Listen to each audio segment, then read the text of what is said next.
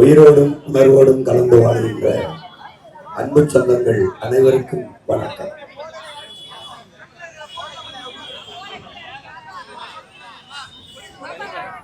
உலகெங்கிலும்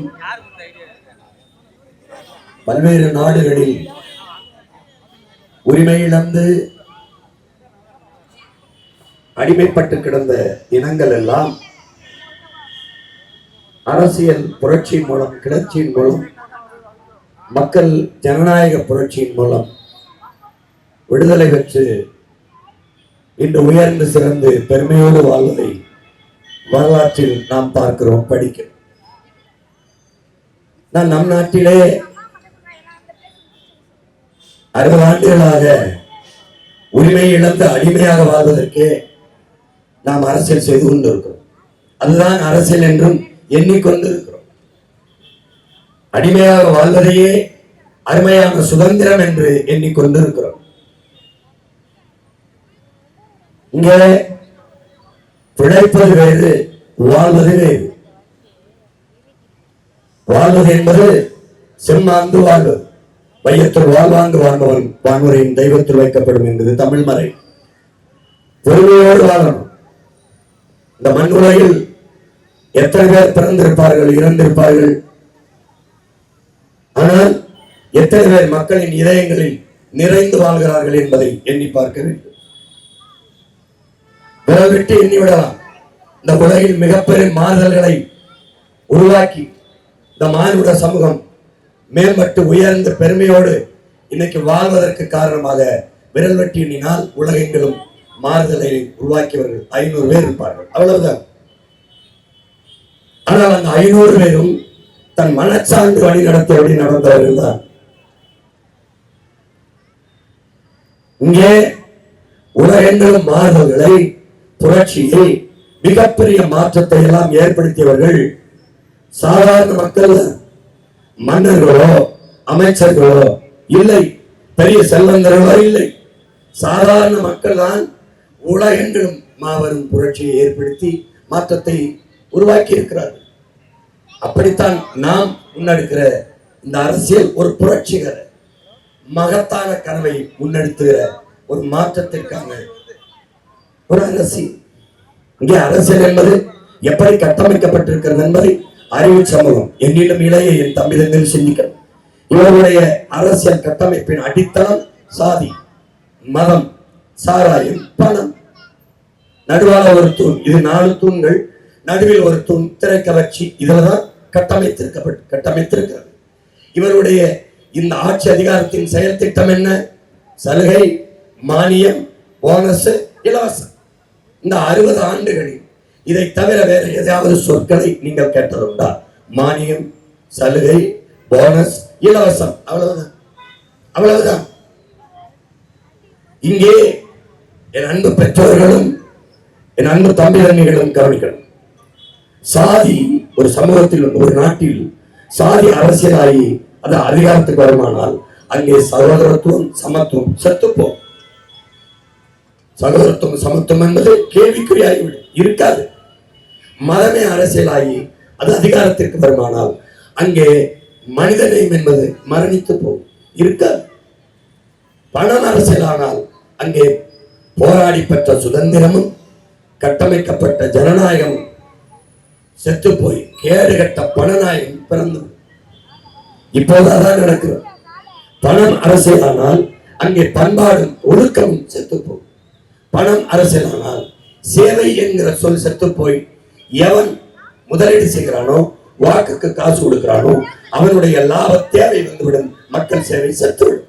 இதுதான் இருக்கிற உண்மை நிலை, யதார்த்த நிலை. இதை கற்றறிந்தவர்கள், கற்றுக்கொண்டிருக்கிற இந்த நம்பிக்கைகள் புரிந்து கொள்ளும். இதை கடந்து ஒரு அரசியலை கட்டமைக்கணும். அப்ப இங்கே நீண்ட காலமாக நீங்கள் பாருங்கள், கட்சி அரசியல் இருக்கும், தேர்தல் அரசியல் இருக்கும், மக்கள் அரசியல் இருக்க. இங்கே செய்தி அரசியல், விளம்பர அரசியல் செய்வார்கள், செயல் அரசியல், சேவை அரசியல் இருக்க. அது எப்படின்னா, செப்டம்பர் 16 குடும்ப தலைவிகளுக்கு 1000 ரூபாய் கொடுப்போம் என்பது செயல், பாருங்க செய்தி. ஆனால் ஜனவரி 1 இதற்கு நாடெங்கிலும் பதாகை வச்சு தொலைக்காட்சிகளில் டிஜிட்டல் எண்ணிய திரையில் செப்டம்பர் 16 இருந்து குடும்ப தலைவிக்கு 1000 கொடுப்போம் என்று ஜனவரி 1 விளம்பரம் செய்வார்கள். இதற்கு பேர் என்ன? செய்தி அரசியல், விளம்பர அரசியல். சேவை அரசியல் என்ன? ஒரு குடும்ப தலைவிக்கு உதவணும்னா 1000 ரூபாயோட ஈட்டிக் கொள்ள முடியாத வறுமை இருக்குன்னா, ஏழ்மை இருக்குன்னா 950 கோடியை இழக்குது அரசு. இந்த 950 கோடியை ஒவ்வொரு மாதமும் பார்த்தா 12,000 கோடி கிட்ட போகுது. அதை என்ன பண்ணணும்? 12,000 கோடியை ஒரு சிறு குறு தொழில முதலீடு செய்து பெண்களுக்கு கொடுக்கணும்னு நினைச்சா அவங்களுக்கு நிலையான ஒரு வாய்ப்பை, வேலை வாய்ப்பை ஏற்படுத்தி வருவாய் பெருக்கத்தை கொடுத்து தங்கள் கைகளிலேயே சம்பாதித்து கொண்டு வாழ்கிற ஒரு தற்சார்பு வாழ்க்கை முறையை கொடுப்பது செயல் அரசியல், சேவை அரசியல். இந்த 1000 வச்சு கொடுத்து ஏமாற்றுவது என்பது அது ஒரு விளம்பர அரசியல், செய்தி அரசியல். அங்கே சேவையும் இல்லை, செயலும் இல்லை. அது மக்கள் அரசியல் இல்லை. ஒரு கட்சி ஆட்சிக்கு வந்த பிறகு இப்ப தேர்தல் நடக்குது, ஆட்சிக்கு வந்துட்டா மக்களை பற்றி சிந்திக்கணும், அடுத்த தேர்தலை பற்றி சிந்திக்க கூடாது. கட்சிக்கு நிதி வகிப்பது, பார்ட்டி ஃபண்டுன்னு வாங்க வேண்டியது, அப்புறம் ஒவ்வொரு மாவட்ட செயலரும் பணம் வாங்க வேண்டியது, கமிஷனை வாங்க வேண்டியது, அதை வச்சுக்கிட்டு அடுத்த தேர்தலையே குறிவிக்கிறது. எப்படி? மக்களை பற்றி சிந்திக்காமல், மக்கள் அரசியல் சிந்திக்காமல், கட்சி அரசியல், தேர்தல் அரசியல். தேர்தல் அரசியல் என்னன்னா, மகளிர் வாக்கை நம்ம எடுக்கணும். என்ன பண்ணலாம்? குடும்ப தலைவிக்கு 1000, தேர்தல் அரசியல். அடுத்து படிக்க போற இளைஞர்கள் வாக்க நம்ம பக்கம் இருக்கணும். என்ன பண்ணலாம்? தமிழ் மகன் 1000, சரி. அப்புறம் படிக்க போற பெண்கள் வாக்கை நம்ம கட்சிக்கு எடுக்கணும். என்ன பண்ணலாம்? புதுமை பெண். புதுமை பெண் எது? 1000 ரூபாய்க்கு கையேந்திர பெண் தான் புதுமை பெண். எது உண்மையிலே புதுமை பெண்? எது? கல்வி, தன்னுடைய கல்விக்கேற்ற வேலை, யாரையும் சார்ந்திராது தன் உழைப்பின் மூலம் வாழ்கிற தற்சார்பு வாழ்க்கையை எந்த பெண் நிலைநாட்டிக் கொள்கிறாரோ, ஈட்டிக் கொள்கிறாரோ, ஏற்படுத்திக் கொள்கிறாரோ அவதான் புதுமை பெண். யார்களையும் சார்ந்து அப்பாவையோ அம்மாவையோ அண்ணனையோ தம்பியோ கணவனையோ சார்ந்தில்லாமல் தன் கையாலே உழைத்து தனக்கான வருவாயை பெருக்கிக் கொள்கிற தற்சார்பு வாழ்வை ஒரு பெண் பெறுகிறார் என்றால் சமூகத்தில் மதிப்பு உயரும். அவர் கல்விக்கேற்ற வேலையை பெற்று, வேலைக்கேற்ற சம்பளத்தை பெற்று, அதுக்கேற்ற வாழ்க்கையை அமைத்துக் கொள்கிறார் என்றால் அவள் புதுமை பெண். இந்த யார் எந்த ஆண் துணையும் இல்லை என்றாலும் அவரை சார்ந்து வாழாமல் என்னால் வாழ முடியும் என்கிற ஒரு பெண் பிறரை சார்ந்து இல்லாமல் தன் காலிலே நிற்க வலிமையை பெறுகிறாளோ அவை புதுமை பெண். அப்படி இல்லையே? அப்போ படிக்க போற பெண்கள் வாக்கை இழுக்கணும், மாணவர்கள் வாக்கை இழுக்கணும், மகளிர் வாக்கை கவரணும் என்று திட்டமிடுவதுதான் தேர்தல் அரசியல். இப்ப உதாரணமா 31 லட்சம் பேருக்கு ஒரே நல்ல மடிக்கணி. எப்போ எப்போ? இந்த மாத தேர்தல், போன மாதம் 31 லட்சம் மாணவர்களுக்கு மடிக்கணி. இதுதான் கேடுகட்ட தேர்தல் அரசியல். மக்கள் அரசியல் என்ன பண்ணியிருக்கணும்? போன ஆண்டே கொடுத்துருக்கணும். உண்மையிலே மாணவர்கள் மேல அக்கறை இருந்தா போன ஆண்டே கொடுத்துருக்கணும். அதுவும் +2 படிக்கிறவருக்கு இல்லை, 3ஆவது ஆண்டு படிக்கிறது. எவனுக்கெல்லாம் வாக்குரிமை இருக்கோ அவனுக்கு கொடுத்துறது. மருத்துவக் கல்லூரியில் 3ஆம் ஆண்டு படிக்கிறவங்க ஏன்னா அந்த வாக்கை உறுதி செய்யணும். எப்படி? இதுதான் தேர்தல் அரசியல். இப்போ இதுக்கு முன்னாடி பொங்கலுக்கு 3000 கொடுக்கல. இந்த முறை பொங்கலுக்கு, ஏன்னா இந்த ஆண்டு தேர்தல் வருதுங்கிறதுனால இந்த ஆண்டு பொங்கலுக்கு 3000 பணம். தேர்தல் அரசியல். இப்போ திடீரென்று 1,31 லட்சம் வங்கி கணக்குல ஒரே நாள் ராத்திரியில 1,31 லட்சம் வங்கி கணக்குல 5000 ரூபாய் போடப்பட்டிருக்கு. 6800 கோடி முதலீடு செய்யப்பட்டிருக்கு. எதுக்கு? இந்த ஓட்டுக்கு தான், இந்த வாக்குக்கு. அதுல என்ன காரணம்? நீங்க இந்த தேர்தல் வந்துச்சுன்னா தேர்தல் ஆணையத்திட்ட அதிகாரம் போயிடும். நாங்க முறைப்படி மக்களுக்கு கொடுக்குற 1000 கொடுக்க முடியாது. அதனால இந்த 3 மாசத்துக்கு நாங்க தர முடியாது. அதனால முன்கூட்டியே இந்த 3000 போட்டுரும். அப்புறம் இந்த 2000 எதுக்குன்னா கோடை, ஏப்ரல் மேல உங்களுக்கு கோடை விடுமுறை, சம்மர் வெக்கேஷன். ஏன்னா இந்த ஆண்டு தான் ஏப்ரல் மே வருது, போன ஆண்டு இல்லை. அது இந்த ஆண்டு வர்றதுனால கை செலவு அப்பாவுக்கு நாட்டு குடிகள் மேல அக்கறை, கை செலவுக்கு 1000 ஏப்ரல் மாசத்துக்கு மே மாசத்துக்கும் கை செலவுக்கு கொடுத்துருக்காப்புல. ஏன் ஏப்ரல் மேல தேர்தல் வருது, வாக்குக்கு நேரடியாக காசு மக்கள் காசை, அரசு காசை 6800 கோடியை அதிகாரத்தில் இருப்பதால் மக்களின் வங்கி கணக்கில் கொடுத்து தன் வாக்கை தக்க வைக்கிறது. இதுதான் தேச துரோகம், ஜனநாயக படுகொலை. சம அளவில் தேர்தலில் போட்டிடுறோம் நாங்க. மக்களாட்சி ஜனநாயகத்துல சம வாய்ப்பு சம உரிமைங்கிறீங்க. எனக்கு எங்க சம வாய்ப்பு, எனக்கு எங்க சம உரிமை? உங்ககிட்ட காசு இருந்தது, கவர்மெண்ட் அரசு உங்ககிட்ட இருந்துச்சு, போட்டீங்க. நான் என்ன பண்றது? எப்படிப்பட்ட ஆட்சி முறை, எப்படிப்பட்ட அரசியல்? என் தாத்தன் காமராஜ் தேர்தலில் நிக்கல, கட்சி ஆட்சி அமைக்குது. அப்ப தேர்தலில் நின்று 6 மாசத்துக்குள்ள வெல்லணும், அப்பதான் முதலமைச்சராக முடியும். அப்போ குடியாத்தத்தில் ஒரு இடைத்தேர்தல் வருது. இடைத்தேர்தல் அங்க கோதண்டராமன் கம்யூனிஸ்ட் கட்சியை சார்ந்த ஒருத்தர் போட்டிடுறாங்க. நம்ம தாத்தாவும் போட்டிடுறாங்க. வாக்கெட்டு போகும்போது சனம் ஓடியாந்து ஐயா ஐயா இந்த பாலத்தை கட்டி கொடுங்கய்யா, இந்த பாலத்தை கட்டி கொடுங்கய்யா, நாங்க உங்களுக்கு ஓட்ட போட்டுறோம், நாங்க உங்களுக்கு ஓட்டு போட்டோம்னு சொல்றாங்க மக்கள். பார்க்கலாம் ஆகட்டும், பார்க்கலாம்னு போயிட்டார். கூட வந்த தலைவர்களாம் ஐயா கட்டித்தாரேன்னு ஒருத்த வார்த்தை சொல்லியிருந்தா சனம் நமக்கு ஓட்டு போட்டுருங்களா? சரி, அது நல்லாவா இருக்கு. நம்ம முதலமைச்சர் ஆயிட்டோம், நம்ம போட்டிடுறோம், ஐயா முதலமைச்சர் கட்டி கொடுத்துருவாருன்னு சனம் நம்பும். நான் கட்டித்தரேன்னு சொன்னா ஒரு மாதிரி லஞ்சமாயிராதா? நம்மளை எழுத்து நிற்கிற கோதண்டராமனுக்கு என்ன பதவி இருக்கு? அவர் என்ன உறுதி செய்ய முடியும்? அதனால தப்பு. சரி, மக்கள் ஓட்டு போட்டு ஜெயிச்சு வந்தோம்னா செஞ்சுக்கிடுவோம், அப்படி நம்ம வார்த்தை கொடுத்து ஓட்ட பறிக்க கூடாதுன்றாப்ல. அவன் வாழ்ந்த நாட்டில் தான் இது ராத்திரியோட ராத்திரி 5000 வங்கி கணக்கு. எப்படி மக்கள் அரசியல் தேர்தல் அரசியலுக்கு வேறுபாடு புரியுதுன்னு நினைக்கிறேன். இல்லைன்னா இன்னும் மறுபடியும் பேசுறேன். புரியுதா? புரியும், உங்களுக்கு புரியும். மக்கள் அரசியல் என்பது பாருங்க, தலைவனுக்கும் மணியாரமானிக்கு வித்தியாசம் இருக்கு. இவங்க எப்படின்னா, ஐயா எம்ஜிஆர் எப்படின்னா பசிக்குது அப்படின்னா அவர் கொடுக்க மாட்டார். பசிக்கிறா இந்த போய் சாப்பிடுவோம் இந்தா அப்படின்னு கொடுத்துருவாங்க. இந்த காமராஜன் ஒருத்தர் தான் பாருங்க, அவன் எப்படின்னா ஐயா பசிக்குது ஐயா இந்த போய் சாப்பிட்டு நான் இங்கே இருப்பேன், இந்த இடத்துல இங்கே தான் இருப்பேன், சாப்பிட்டு என்னை பாரு, போயிட்டு வா. சாப்பிட்டு வந்தவொடனே ஐயா நான் சாப்பிட்டேன் அப்படியா, அங்கே காசு கொடுத்து அனுப்பியாச்சு.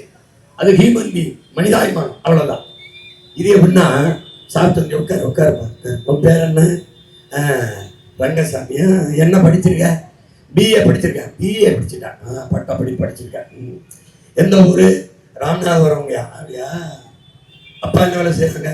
விவசாயம் பார்க்குறாங்க. விவசாயம். என்ன வயசு? ஐயா எனக்கு 26 வயசு ஆகிருக்கேன். சரி நீ போ.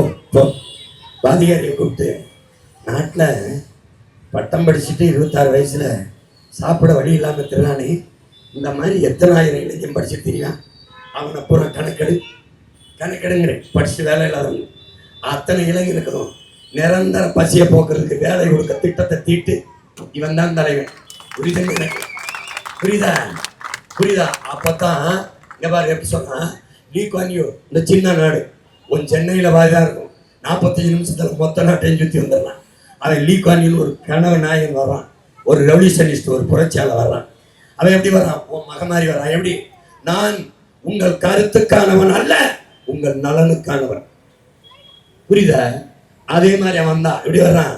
only 10 years என் நாட்டை உலகத்தின் தலை சிறந்த நாடாக உருவாக்குவேன்.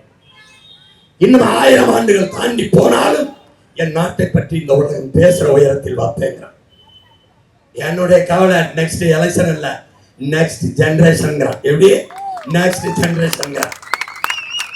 அதை ஓமையா எப்படி சொல்றேன்? வேற வார்த்தையில சொல்றேன். அரசியல்வாதிகள் எப்போதும் அடுத்த தேர்தலை பற்றிய சிந்திப்பார்கள். தலைவர்கள் மட்டும்தான் அடுத்த தலைமுறையை பற்றி சிந்திப்பார்கள்.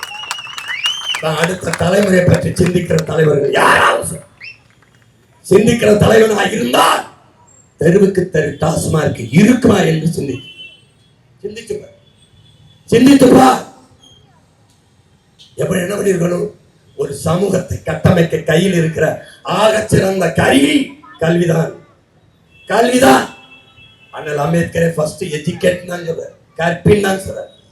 கல்விதான் சிறந்த செல்வம் உலகத்தில், அறிவு செல்வம் தான். கற்றவருக்கு சென்ற இடமெல்லாம் சிறப்பு என்கிறார். அறிவு மூதாட்டியா போய் கல்வியில் தான் ஒரு சமூகம் ஒழுக்கமான நன்னறி மிகுந்த மேம்பட்ட சமூகமாக கட்டமைக்க முடியும்னா கல்வி. அந்த கல்வி இப்ப எங்க இருக்கு? முதலாளிகிட்ட. எப்படி இருக்கு? விற்பனை பொருள், உயர்ந்த லாபம் ஒழிக்கிற தொழில். உன் வகுப்பறை அறிவு கருவறையாக இல்லை, வியாபார அறையாக இருக்கிறது. இதை தகர்க்கணும். தகர்த்தல் பண்ணும். ஊடகத்தரத்திற்கு கல்வியை கொடுக்கணும். சரியான சமமான தரமான கல்வி எத்தனை இருக்கு? தனியார் முதலாளிகிட்ட என்ன கிடைக்குதுன்னு என் மக்கள் நினைக்கிறானோ, தனியார் கல்லூரியில என்ன கிடைக்குதுன்னு நினைக்கிறானோ, அந்த தரத்தை தாண்டி அரசு பள்ளி கல்லூரியில் கல்வி கொடுக்கணும். சரியாக சமமாக தரமாக ₹1 கட்டணம் இல்லாமல் கொடுக்கணும். அங்க இருந்துதான் மாறுதலை ஆரம்பிக்கணும். இது என்னது? அடுத்த தலைமுறையை பற்றி சிந்தனை. தேர்தல் அரசியல் இல்லை, கட்சி அரசியல் இல்லை, மக்கள் அரசியல். இதைத்தான் நம்ம செய்யணும். வழங்குதல் வழங்கு. இதுதான் செயல் அரசியல், சேவை அரசியல். இப்படி யார் செய்தார்? உலகத்தில் பின்லாந்து, 2வது தென்கொரியா, 3வது சின்ன நாடு சிங்கப்பூர். கல்வியில உலகத்தில் எத்தனை நாடு? 3வது இடத்துல இருக்க ஒரு உள்ளங்கை அளவு சிங்கப்பூர். எழுதி வைத்துக்கொள். உன் மகன் எடுத்த நாட்டை கொடு. இதே பின்லாந்தும் இதே தென்கொரியாவும் சிங்கப்பூரும் அங்கிருந்து சொல்லும். உலகத்திலே தலை சிறந்த கல்வியை யார் கொடுக்கிறான்னா உலகத்தரம், தமிழ்நாட்டு தரம் என்று சொல்லுகிற அளவிற்கு கல்வி இந்த இடத்தை ஒரு மகன் உயர்த்துவேன். தனியார் முதலாளிகளோட போட்டி போடுவேன். மலேசியா போடுது, அமெரிக்கா போடுது. என்ன போடுது? தனியார் பள்ளி கல்லூரி, தனியார் மருத்துவமனை என்ன கொடுக்குதோ அதுக்கு இணையாக போட்டியை போட்டு காம்படிட் பண்ணி மக்களுக்கு சேவை செய்து அது மாதிரி செய்யும். கல்வியில் இருந்துதான் ஆரம்பிக்கணும். கல்வியில் இருந்தா சாலை விதி, சட்டம், ஒழுங்கு எல்லாம். அந்த ஐயா அப்துல் கலாம் அவர்கள் எல்லா நாட்டுக்கும் போயிட்டு வந்து ஒரு செய்தியை சொல்றாங்க.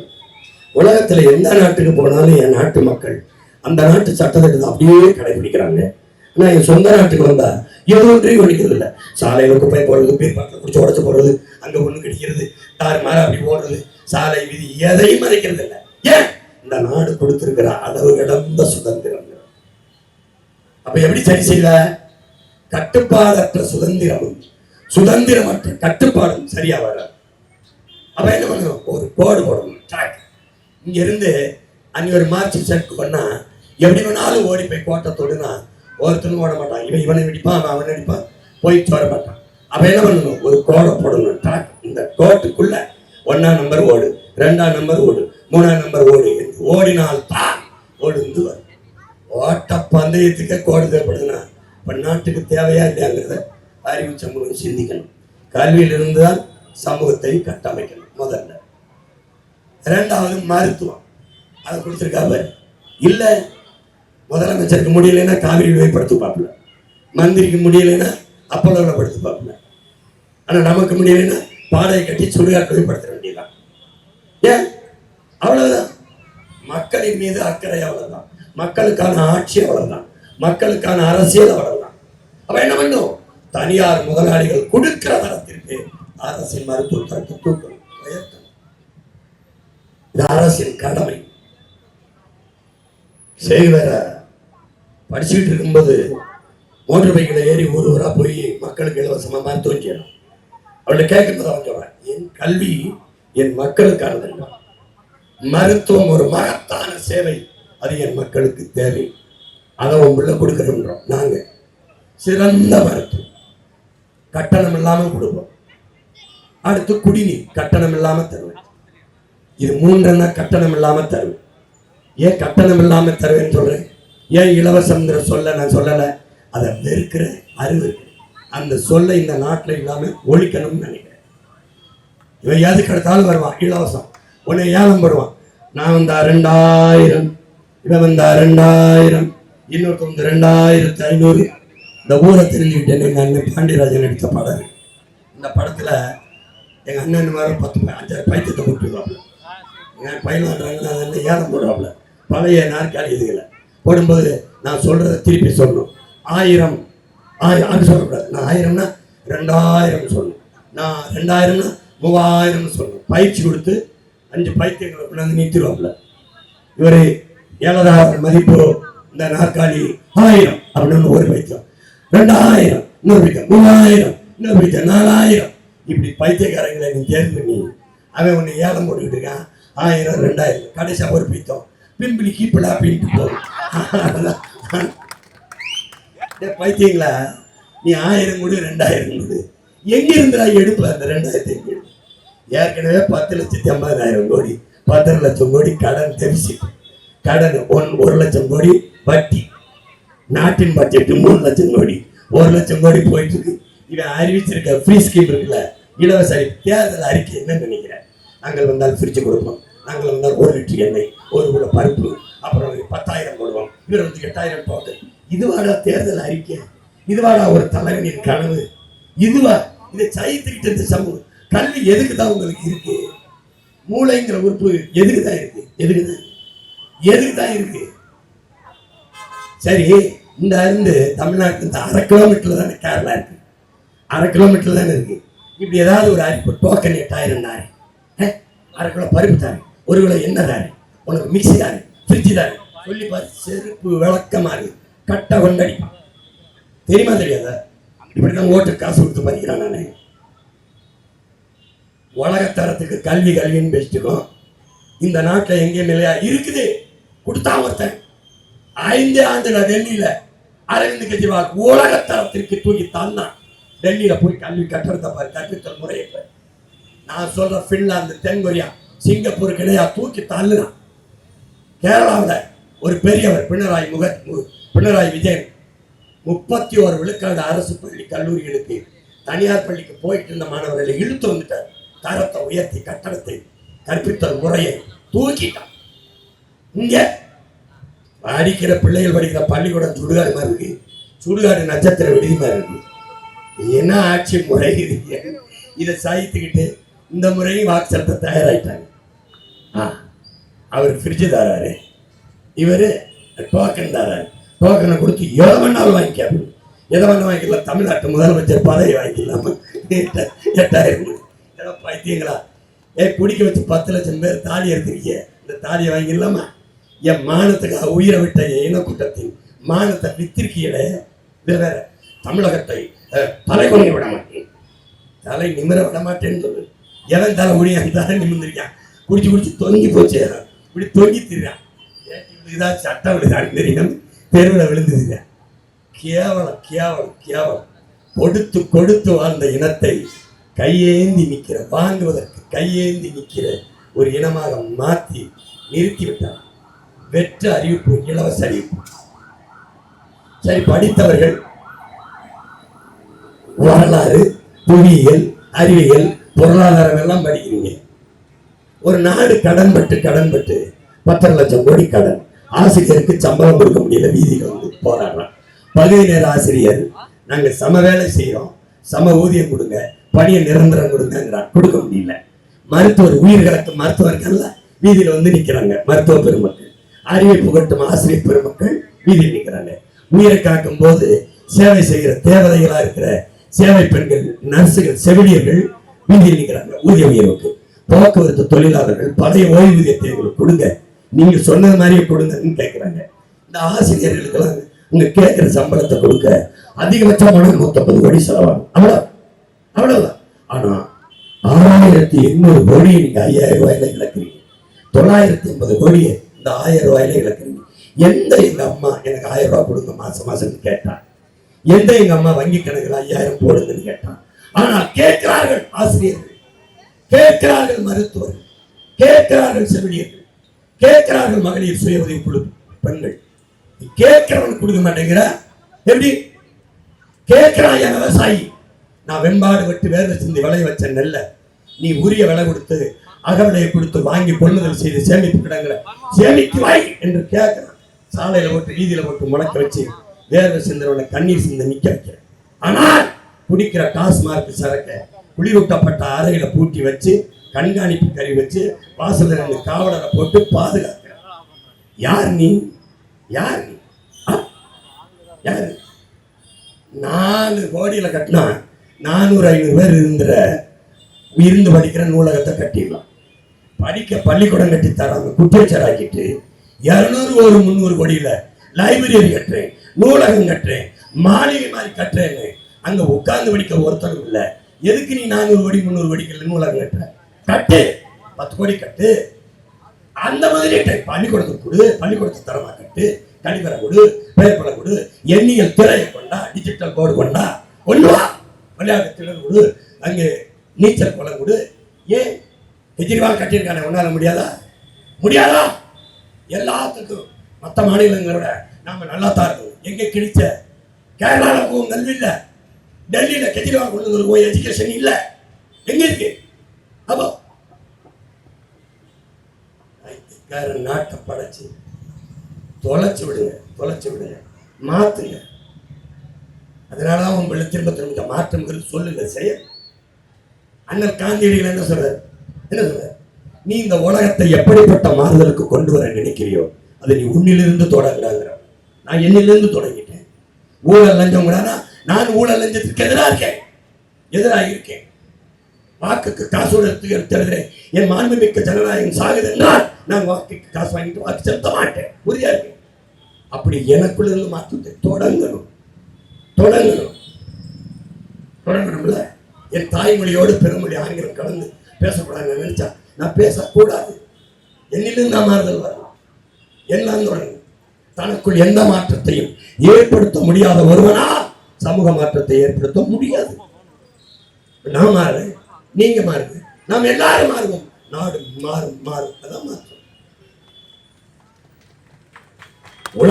உலக யதார்த்தம் இருக்குல்ல.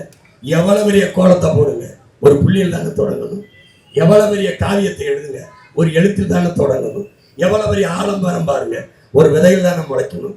எவ்வளவு பெரிய கடல் பாருங்க, ஒரு துளியில் தானே தொடங்கி இருக்கணும்.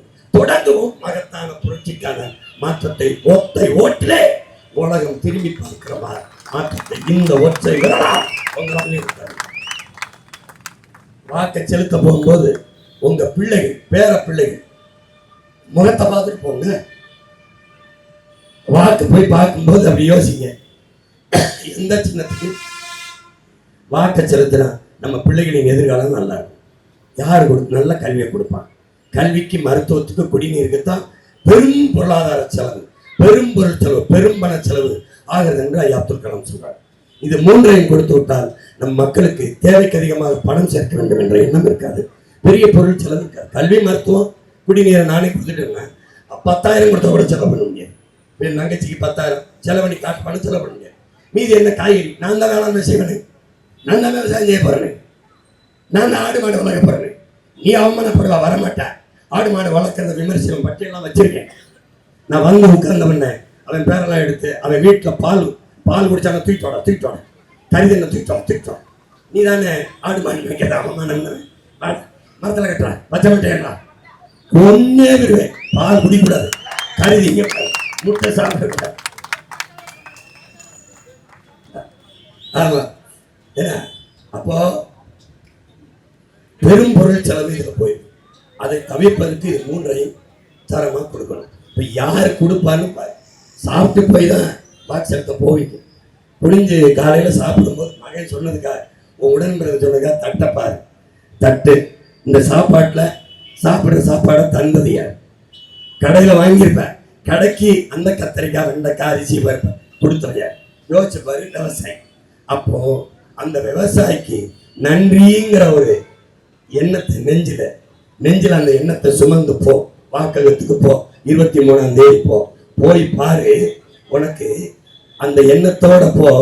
உனக்கு உணவை தந்தவன் என் சின்னமா நிற்பான், விவசாயி நிற்பான். அவனுக்கு என்ன செய்யணும்? நீ நீ நீ கார் இல்லாமல் வாழ்ந்துருவ, செல்வம் இல்லாமல் வாழ்ந்துருவ, தொலைக்காட்சி இல்லாமல் வாழ்ந்துருவ, எல்லாம் இல்லாமல் வாழ்ந்துருவ. ஆனால் நீரும் சோறு இல்லாமல் வாழ முடியாது. அப்போ உலகத்தில் முதன்மையானது உயிர் தேவை, உணவு தேவை. அதனால் சுழந்தும் ஏற்பின்னது உலகம், அதனால் உழந்தும் உலகே தலைன்னு நமது முன்னவன் வல்வ பெருமான் பாடினான். அப்ப என்ன பண்ணணும்?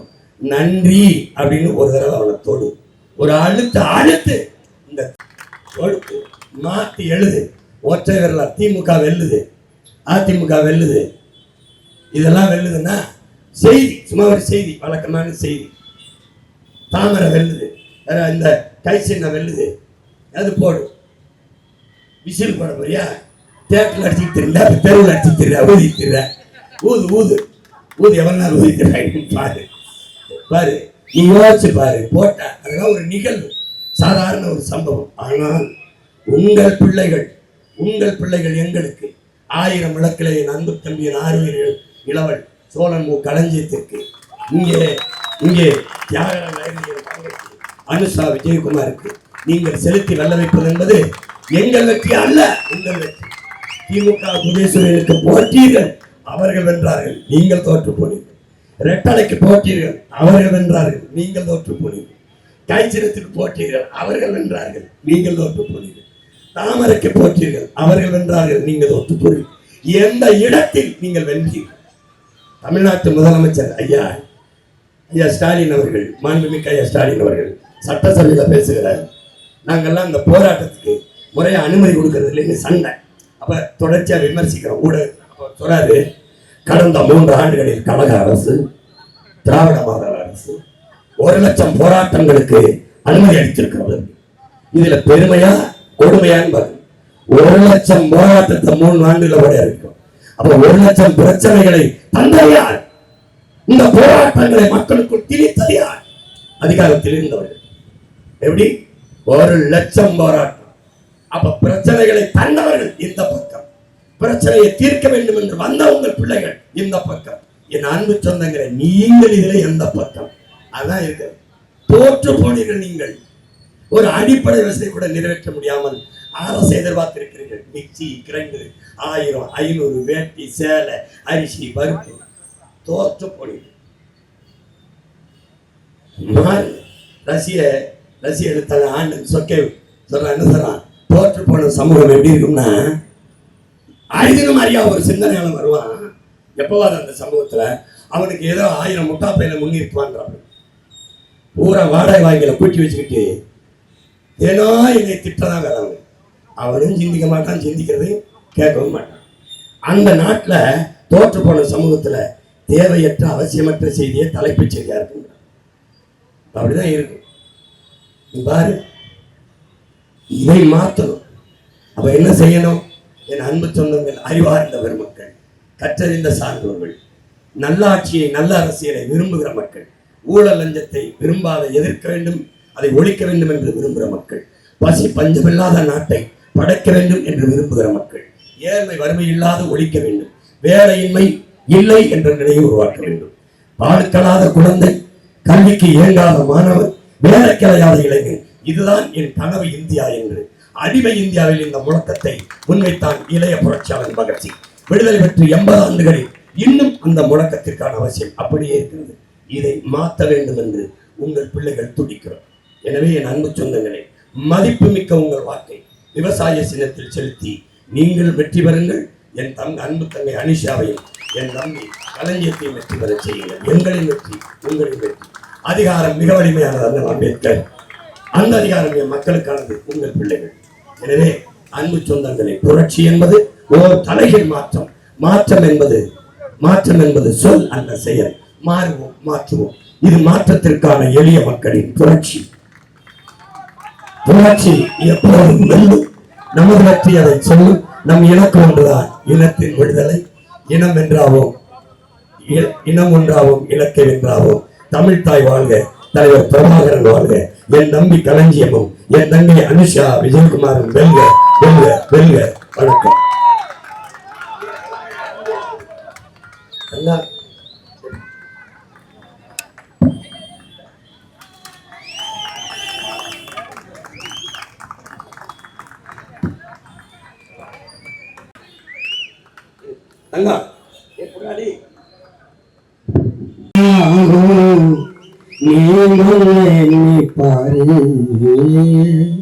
போடுகிற ஓட்டையெல்லாம் திருடலுக்கு தொடர்ந்து ஓட்டா நாட்டு நிலைமை என்ன ஆகும்?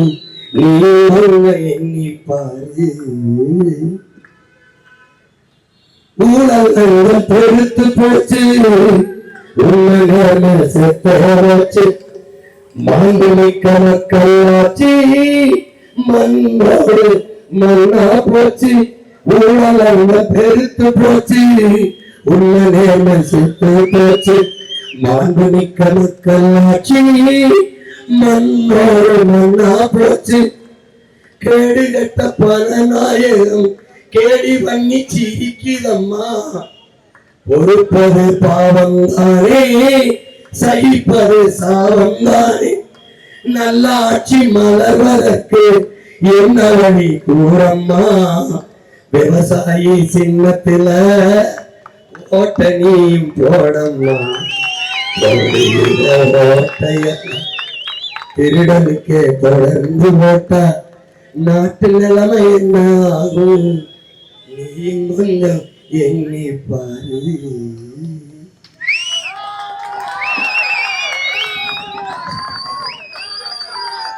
அடுத்த வேலை சோத்துக்கு அழகு வைக்க பண்ண